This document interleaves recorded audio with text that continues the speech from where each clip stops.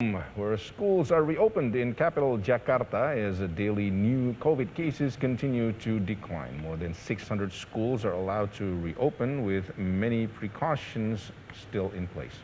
There are more than 5,300 schools in Jakarta, from elementary to high school, are reopened.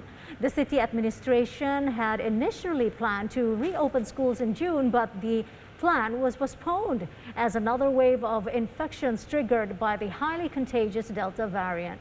Schools in several other cities outside Jakarta are also reopening today. Chatting in class is not allowed. Face masks must be worn at all times, and no one can leave class for recess. Schools must slash class capacity to 50% by holding classes into 2 shifts, and teachers must be fully vaccinated.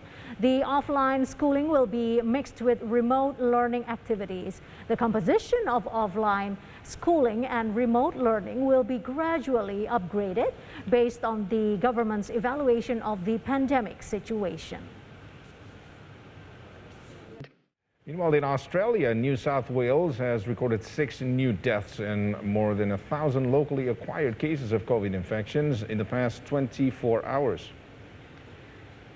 That is the highest number of daily new cases ever recorded in Australia since the start of the COVID-19 pandemic.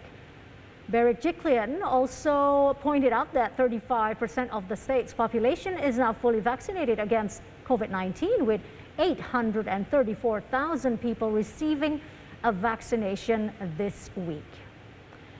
Berejiklian says the state was now halfway to the magic 70% number of vaccinations across the state in order to have those extra freedom.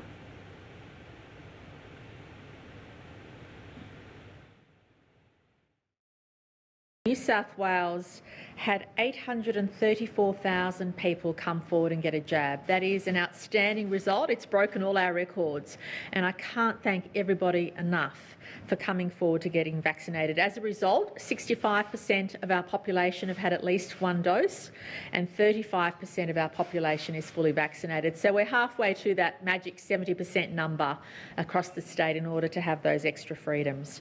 To 8 p.m. last night, there were 1,218 cases of community transmission, and we extend our deepest condolences to 6 families of loved ones who died from COVID or who had COVID.